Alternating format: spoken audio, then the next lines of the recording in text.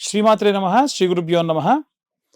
మే 15 నుండి 31 వరకు ద్వాదశ రాశుల వారికి కూడా గోచార రీత్యా విద్యార్థులకు, గృహిణులకు, వ్యాపారస్తులకు, రైతులకు, రాజకీయ నాయకులకు, వృద్ధాప్యంలో ఉన్న వారికి విడివిడిగా ఎలా ఉండబోతుంది, ఏ గ్రహ సంచారం వల్ల వీరికి ఇబ్బంది కలుగుతుంది అనేటువంటి విషయాల్ని ఇప్పుడు మనం తెలుసుకుందాం. మీనరాశి వారికి సంబంధించి విద్యార్థి దశలో ఉన్నటువంటి వారు చదువుపై దృష్టి పెట్టడం కొంచెం సవాలుగా అనిపిస్తుంది. ఎందుకంటే శని వీరి యొక్క రాశిలో సంచారం చేసేటప్పుడు ఏకాగ్రత తగ్గే అవకాశం ఉంది. కానీ పట్టుదలతో చదివితే మంచి ఫలితాలు ఇస్తాడు. శని ఎప్పుడు కూడా మనల్ని ప్రయోగాత్మకంగా టెస్ట్ చేస్తూ ఉంటాడు. విదేశీ విద్య కోసం ప్రయత్నించే వారికి కూడా అనుకూల పరిస్థితులు ఉంటాయి. ఒక విద్యార్థి పరీక్షకు సిద్ధమవుతున్నప్పుడు ఎలాంటి పరీక్షలు పెడతాడో అలాంటి పరీక్షలు శని పెడతాడు. అవసరమైతే ఆలోచనలు కూడా మీరు ఇతరత్ర ఆలోచనల వైపు మళ్ళిస్తూ ఉంటాడు. మీరు దాన్ని సరిచేసుకొని మంచి చదువు పైన దృష్టి పెట్టండి. రోజు ఉదయాన్నే బ్రాహ్మీ ముహూర్తం, పిల్లలందరికీ చెప్తున్నా, బ్రాహ్మీ ముహూర్తంలో దక్షిణామూర్తి స్తోత్రం పఠనం చేయడం మంచిది. మేధస్సు పెరుగుతుంది. ఆయనని మేధా దక్షిణామూర్తి అని పిలుస్తారు. అందుకనే ఇలా చేస్తే విద్యార్థులకు మంచి విద్య లభిస్తుంది. ఏలిన నాటి శని ప్రభావం మిమ్మల్ని చెనకదు. అలాగే ఉద్యోగస్తులు ఎవరైతే ఉన్నారో పని ఒత్తిడి గణనీయంగా పెరుగుతుంది. అప్పగించిన బాధ్యతలు సకాలంలో పూర్తి చేయడానికి చాలా శ్రమిస్తూ ఉంటారు. ఆరోగ్యం సహకరించకపోయినా బాగా కష్టపడతారు. మీరు నిజాయితీగా పనిచేసి అధికారులు గుర్తిస్తారు. దూర ప్రాంతాలకు లేదా బదిలీలు ఉండవచ్చు. మీరు వద్దంటే కూడా వాటిని మళ్ళీ దగ్గరికి మార్చే అవకాశం కూడా ఉంది. మీరు చేసే పని మీకు సహాయపడుతుంది. కార్యాలయంలో మీపై పని భారం పెరిగినప్పటికీ సహనం కోల్పోకుండా ప్రశాంతంగా వ్యవహరించండి. అనవసరమైన ఆలోచనలు మైండ్లో పెట్టుకోకండి. శనివారం నాడు శివాలయంలో అభిషేకం చేయించడం లేదా నల్లని నువ్వుల నూనెతో స్వామివారికి, శివుడికి అభిషేకం చేయించడం, దీపారాధన చేయడం శుభప్రదం. వైవాహిక జీవితంలో భార్యాభర్తలకు మధ్య కొన్ని ఒడిదుడుకులు, ఎందుకంటే ఏలినాటి శనిలో భార్యాభర్తల మధ్యలో గొడవలు, చికాకులు రావచ్చు, వాదనలు పెరగవచ్చు. ఒక అభిప్రాయానికి మరొక అభిప్రాయానికి గౌరవించకుండా చాలా ఇబ్బందులు పడే అవకాశం ఉంది. ఆర్థిక విషయాల వల్ల మనస్పర్ధలు కూడా వచ్చే అవకాశం ఉంది. ఇంటి ఖర్చుల విషయంలో భార్యాభర్తల మధ్య భిన్నాభిప్రాయాలు రావచ్చు. వీరు చేసేటువంటి చర్యల ద్వారా పరిష్కరించుకోవడమే మేలు. అంటే అనవసరమైనటువంటి చర్యలకు వెళ్ళడం వల్ల దాన్ని కూర్చొని మాట్లాడుకోవడం మంచిది అనేటువంటి భావజాలంలోకి వస్తారు. శుక్రవారం నాడు లక్ష్మీ అష్టోత్తరం చదవడం వల్ల సఖ్యత పెరుగుతుంది. వివాహం కోసం ఎదురు చూసేటువంటి వారికి వివాహ ప్రయత్నాలలో జాప్యం జరగవచ్చు. వచ్చినటువంటి సంబంధాలు చివరి నిమిషంలో వాయిదా పడవచ్చు, క్యాన్సిల్ అవ్వచ్చు. నిరాశ చెందకుండా ఓపికగా ఉండాల్సినటువంటి పరిస్థితి. గ్రహాల అనుకూలత కోసం వేచి చూడాల్సిందే. ముఖ్యంగా వివాహం కోసం చూస్తున్నటువంటి వారు ఎవరైతే ఉన్నారో గ్రహ అనుకూలత కోసం ఎదురు చూస్తూ వీలైనంత వరకు ఇంకొక మ్యాచ్ ఏదైనా చూడండి. అనవసరంగా ఓపిక సహనం మాత్రం పోవద్దు. సంబంధం ఖాయం అనుకున్న సమయంలో ఏదో ఒక చిన్న చిన్న ఇబ్బందులు వస్తూనే ఉంటాయి. పెళ్ళంటేనే అలా, అందుకే ఇల్లు కట్టి చూడు, పెళ్లి చేసి చూడు అన్నారు.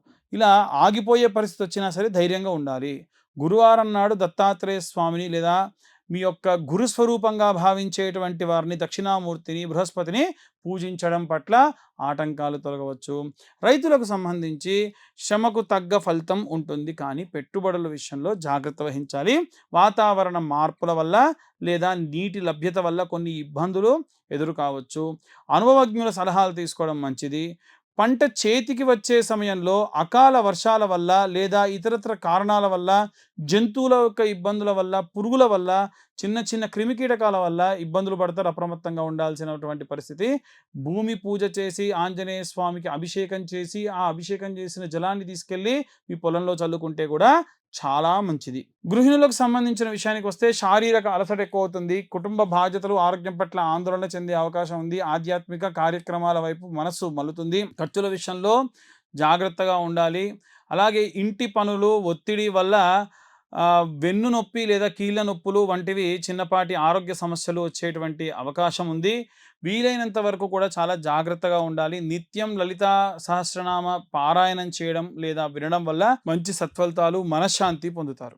రాజకీయ నాయకులకు సంబంధించినటువంటి విషయానికి వస్తే ప్రజా సమస్యల పట్ల పరిష్కారం చేసేటువంటి క్రమంలో నిమగ్నులై ఉంటారు. కుటుంబాన్ని పట్టించుకోకుండా కూడా వెళ్తారు. అది కూడా మంచిది కాదు. ప్రత్యర్థుల నుండి విమర్శలు ఎదురై మీ పట్టుదలతో ముందుకు సాగుతారు. మీ పార్టీలో మీ ప్రాధాన్యతను నిలబెట్టుకోవడానికి కష్టపడాల్సినటువంటి పరిస్థితి ఉంటుంది. ఒక బహిరంగ సభలో లేదా సమావేశంలో మీ మాటలను తప్పుగా అర్థం చేసుకొని మాట్లాడేటువంటి వాళ్ళు, ప్రసంగించే వాళ్ళు కూడా ఉంటారు. కాబట్టి జాగ్రత్తగా ఉండాలి. ప్రతినిత్యం రామరక్షా స్తోత్రం పఠించడం వల్ల రక్షణ మరియు విజయం కూడా సాధిస్తారు. సినిమా, మాస్ మీడియా రంగాల్లో ఉండేటువంటి వాళ్ళు, కళాకారులు మిశ్రమ ఫలితాలు ఉంటాయి. కొత్త అవకాశాలు వచ్చినట్టే వచ్చి చేజారుతాయి. సాంకేతిక రంగంలో ఉన్నటువంటి వారికి మంచి గుర్తింపు లభిస్తూ ఉంటుంది. ఆర్థిక లావాదేవీల విషయంలో జాగ్రత్త అవసరం. ఇదే కాకుండా మీరు ఇంకేదైనా సరే పనులు చేసుకోవడం కూడా మంచిది. ఒక పెద్ద ప్రాజెక్ట్ చర్చల దశలో ఆగిపోవచ్చు, కానీ మరో కొత్త అవకాశం కూడా తలుపు తట్టవచ్చు. కాబట్టి నిరాశ పడకూడదు. అలా అని చెప్పి నాకు వచ్చేసింది అనేటువంటి ఆనందం కూడా ఉండొద్దు. కనకదార స్తోత్రం పఠించడం ఆర్థిక వృద్ధి తోడవుతుంది. వృద్ధులకు సంబంధించిన విషయానికి వస్తే ఏమాత్రం అశ్రద్ధ వహించకూడదు ఆరోగ్యం పట్ల. ముఖ్యంగా కాళ్ళు, కీళ్ళ నొప్పులు, ఉదర సంబంధిత సమస్యలు, పొట్ట సంబంధితమైనటువంటి జాగ్రత్తలు తీసుకోవాలి. ఈ సమస్యలన్నిటికి సంబంధించి చాలా జాగ్రత్తగా ఉండాలి. ఆధ్యాత్మిక యాత్రలు చేసే అవకాశం ఉంది. గతంలో ఉన్నటువంటి ఆరోగ్య సమస్యలు మళ్ళీ తిరగబెట్టేటువంటి అవకాశం ఉంది. క్రమం తప్పకుండా వైద్య పరీక్షలు చేయించుకోవడం అవసరం. ప్రతిరోజు కూడా శని సంభావిత లేదా విష్ణు వెంకటేశ్వర స్వామి సంభావితమైనటువంటి సహస్రనామ పారాయణాలు, విష్ణు సహస్రనామ పారాయణం చేయడం మనసు ప్రశాంతంగా ఉంచుతుంది. ఇక ఉన్న ప్రతికూల పరిస్థితుల నుండి బయటపడాలంటే ఎలాంటి రెమెడీస్ తీసుకోవాలి, ఏ మంత్రం చదవాలనే విషయాన్ని ఇప్పుడు మనం తెలుసుకుందాం. ఇప్పటి వరకు ఈ రాశి వారికి సంబంధించి ఉన్నటువంటి ప్రతికూల పరిస్థితులు, అనుకూల పరిస్థితులు చెప్పుకున్నాం. మరి ఏ రెమెడీస్ చేయాలి, విద్యార్థులు ఏం చేయాలి, గృహిణులు ఏం చేయాలి, ఇలా మనం ఒక్కొక్కల గురించి మాట్లాడదాం. విద్యార్థులు ముఖ్యంగా చేయాల్సిన పని ఏంటంటే రోజు బ్రహ్మీ ముహూర్తంలో లేండి. వీలైతే మీద దక్షిణామూర్తి స్తోత్రం ఒకరోజు, గణపతి స్తోత్రం ఒకరోజు, లేదా వీలైతే హయగ్రీవుడి యొక్క స్తోత్రం ఇలా 11 సార్లు చదవండి. మీరు ఉదయాన్నే గణపతి దగ్గర గరక తెచ్చి పెట్టుకోండి. బుధవారం కానీ లేకుంటే ఇంకే రోజులో అయినా సరే, ప్రతిరోజు చేసినా మంచిదే. గరక తెచ్చి దానికి కట్టలా కట్టి 11 కట్టలు కట్టి లేదా 21 కట్టలు కట్టి ద్వాదశనామ స్తోత్రం లేదా ఏకాదశ నామ స్తోత్రం ఏదైతే ఉంటుందో ఆ నామాలన్నీ కూడా చెబుతూ స్వామివారి పాదాల దగ్గర పెట్టండి, ఫోటో దగ్గర పెట్టండి. సంకష్టి హోమాలు జరిగినప్పుడు అమ్మగారికో నాన్నగారికో తీసుకెళ్ళి హోమంలో లేకుంటే పూర్ణాహుతిలో వేయమనండి, చాలా మంచిది. ఒకటి. రెండోది, ఉద్యోగస్తులు ఎవరైతే ఉన్నారో ఉద్యోగస్తులు వీలైతే శనగల దండని దత్తాత్రేయ స్వామి దేవాలయంలో కానీ దక్షిణామూర్తి దేవాలయాల్లో ఆయన మెడలో వేయించండి. అది కూడా గురువారం నాడు మంచి గురుబలం పెరుగుతుంది. ఉద్యోగస్తులకు కావాల్సింది అదే. వివాహం కోసం ఎదురు చూస్తున్న వాళ్ళు కూడా ఇదే చేయాలి. వీలైతే మీ అమ్మా నాన్నతో చేయించండి. వివాహం కోసం ఎదురు చూస్తున్న వాళ్ళు గురువారం రోజు ఉదయం 7:20 నానబెట్టిన శనగలతో కూర్చున్నటువంటి శనగల దండని. అలాగే గురుగ్రహానికి సంబంధించి జపం కూడా చేయించుకోండి. ఈ యొక్క ఉద్యోగస్తులు అలాగే వివాహం కోసం చూస్తున్న వాళ్ళు, డైవర్స్ అయ్యి మళ్ళీ కలవాలనుకునే వాళ్ళు కూడా ఈ యొక్క రెమెడీ పాటించవచ్చు. అలాగే ఎవరైతే గృహిణులు ఉంటారో వారు నిత్యము కూడా శ్రీమాత్రే నమః అన్న పారాయణం చేయడము, గడపకు పసుపు పెట్టడం, రోజు స్నానం చేయకుండా ముందు స్లేపం చేయకండి. మీరు స్నానం చేసిన తర్వాతకే ఊడవడం కూడా చేయాలి. స్నానం చేయకుండా చీపురు పడితే కూడా జ్యేష్ఠాదేవికి నచ్చదు. ఏదో రకమైన నష్టము, లాస్ అనేది జరుగుతుంది. సింపుల్ పని కదా. లేవగానే కాలకృత్యాలు తీర్చుకొని స్నానం చేసిన తర్వాతకే ఇల్లు ఊడవండి, లేకుంటే అస్సలు మంచిది కాదు. మళ్ళీ చాలాసార్లు చెప్పాను, ఇప్పుడు చెప్తున్నాను. గడప పూజించుకోండి, గడపకు పసుపు పెట్టుకోండి, దేవుడి దగ్గర దీపారాధన చేయండి. భార్యాభర్తల మధ్యలో గొడవ ఉంటే భర్తతోని ఎంత గొడవ ఉన్నా సరే తీసుకొచ్చి సాయంత్రం సమయంలో దీపారాధన చేయండి. ఆవు నెయ్యితో కానీ, విప్ప నూనెతో కానీ, సంపెంగ నూనెతో కానీ ఎర్రటి ఒత్తులుగా చేసి కుంకుమతో చేసినటువంటి ఎర్రటి ఒత్తులతో దీపారాధన చేస్తే మంచిది. అలాగే వ్యాపారస్తులు బుధవారం రోజు ఆవుకు గడ్డి, పచ్చి గడ్డి కనుక నైవేద్యంగా సమర్పించడం, అరటిపళ్ళు పెట్టడం, దాని ఆరోగ్యానికి సంబంధించిన వ్యాక్సిన్ వేయించడం కూడా చేస్తే ఉన్నత వ్యాపారాభివృద్ధి కలుగుతుంది. ఇవే కాకుండా ఇక ఎవరైనా సరే వివాహం కోసం చూస్తున్నటువంటి వాళ్ళు ఉంటే గనక కన్యాపాష్పతం, వరపాష్పతం లాంటి హోమాలు చేయడం జరుగుతుంది. కింద నా నెంబర్ ఉంటుంది, కావాలంటే నెంబర్ కాంటాక్ట్ చేయొచ్చు. ప్రతి నెల 2వ అలాగే ఆఖరి మంగళవారంలో ఈ యొక్క కన్యావర పాష్పత హోమాలు చేస్తున్నాం. వివాహం కాని వారి కోసం ఈ యొక్క రుక్మిణి కళ్యాణం కానివ్వండి, కన్యావర పాశుపతాలు కానివ్వండి చేయించుకుంటే చాలా మంచిది. అవన్నీ కూడా మా ఆధ్వర్యంలో జరుగుతుంటాయి. ఇవే కాకుండా అవుట్ ఆఫ్ కంట్రీ వెళ్ళాలనుకునే వాళ్ళు కానీ, పొలిటీషియన్స్ కానీ ఆదిత్య హృదయం లేదా అరుణ పారాయణం చేయించడం చాలా మంచిది. రాజశ్యామల అమ్మవారికి సంబంధించినటువంటి యాగం చేయడం కూడా మంచిది. ఈ రాజశ్యామల అమ్మవారి యొక్క హోమానికి సంబంధించి పీతవర్ణం గ్రీన్ కలర్ పంచ కట్టుకొని ఈ హోమాన్ని చేయించాలి. ఇవి కూడా ప్రతి నెల, అంటే ఒక్క రాజకీయ నాయకులకే కాకుండా ఫారిన్ కంట్రీకి వెళ్ళాలనుకున్న వాళ్ళకి, అధికరణ సిద్ధి రావాలనుకున్న వాళ్ళకి, ప్రమోషన్స్ రావాలనుకున్న వాళ్ళు కూడా ఈ హోమాలలో పాల్గొనవచ్చు. ఇవి కూడా ప్రతి నెల కూడా ఇవి కండక్ట్ చేసేటువంటి ఆలోచనలో ఉన్నాము.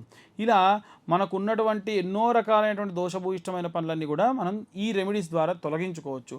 రైతులకు సంబంధించి, పొలాలకు సంబంధించి ఇబ్బంది పడుతున్న వాళ్ళు చాలామంది ఉన్నారు. సుబ్రహ్మణ్యేశ్వర స్వామికి కానీ ఆంజనేయ స్వామికి కానీ అభిషేకం చేయించండి. ఆంజనేయ స్వామికి అభిషేకం చేసిన జలాన్ని కొంత తీసుకొని బాటిల్లో పెట్టుకోండి. సుబ్రహ్మణ్యేశ్వర స్వామి అంటే జంటనాగులు, రావి చెట్టు వేప చెట్టు కింద జంటనాగులు ప్రతిష్ఠించుంటారు కదా, అక్కడ మీరు అభిషేకం చేసి ఆ పాలు నీళ్లు పడ్డ మట్టి ఉంటుంది కదా, ఆ మట్టి తీసుకొని ఆంజనేయ స్వామికి అభిషేకం చేసిన నీళ్లు ఈ మట్టి మీ పొలంలో చల్లుకోండి. నైరుతి మూలలో నిమ్మకాయ కోసి పెట్టండి, గుమ్మడికాయ కొట్టి పెట్టండి. బలి కుంకుమ పసుపులు వేయకూడదు, కేవలం కోసి అలా పెట్టాలంతే. దానివల్ల పంటకు ఏమైనా సరే చెడు దృష్టి దోషం అన్నీ కూడా పోతాయి. ఒకవేళ మీకు చాలా పెద్దగా ఉందనుకోండి, దాన్ని విడివిడిగా భాగాలు, ఎకరం భాగాలుగా చేసుకొని ప్రతి ఎకరానికి కూడా ఈ నిమ్మకాయ, జస్ట్ ఒక నిమ్మకాయ కోసి పెట్టండి. అది మీరు ఏ వారమైనా చేయొచ్చు, సోమవారం నుండి ఆదివారం వరకు ఎప్పుడైనా చేయొచ్చు. ఈ వారం చేయాలి, ఈ వారం చేయకూడదు అని ఏమీ లేదు, అలా చేయండి. దీనివల్ల రైతులందరూ కూడా మంచి అభివృద్ధి చెందుతారు, బాధపడకుండా ఉంటారు. అకాలంగా ఏమన్నా జరిగేటువంటి పనులని మీకు ముందే తెలుస్తూ ఉంటాయి. వృద్ధులు ఎవరైతే ఉంటారో వారందరికీ నేను పదే చెప్పాను, విష్ణు సహస్రనామ పారాయణం కానీ, అలాగే వెంకటేశ్వర స్వామి యొక్క గోవింద నామాలు కానీ చదవడం మంచిది. భార్య భర్త ఇద్దరు కూడా కూర్చొని రోజు సాయంత్రం పూట ఏదో ఒక స్తోత్రం కలిసి చదవడం వల్ల విశేషమైనటువంటి లక్ష్మీ కటాక్షం కలుగుతుంది. డబ్బు కోసం ఇబ్బంది పడుతున్న వాళ్ళకు కూడా ఇబ్బందులన్నీ కూడా పోతాయి. ఇక ఇవన్నీ కూడా గోచార రీత్యా చెప్పేటువంటి విషయాలు మాత్రమే. ఇన్ డీటెయిల్గా జాతకం కావాలనుకున్న వాళ్ళు మీ పేరు, మీ date of birth, time, place కింద ఉన్న నెంబర్కి వాట్సాప్ చేస్తే డీటెయిల్డ్గా 60-70 పేజీల్లో జాతకం మీకు చాలా విపులంగా ఇవ్వడం, తర్వాత డీటెయిల్గా దాని గురించి మాట్లాడడం కూడా జరుగుతుంది. సర్వే జనా సుఖినో భవంతు. స్వస్తి.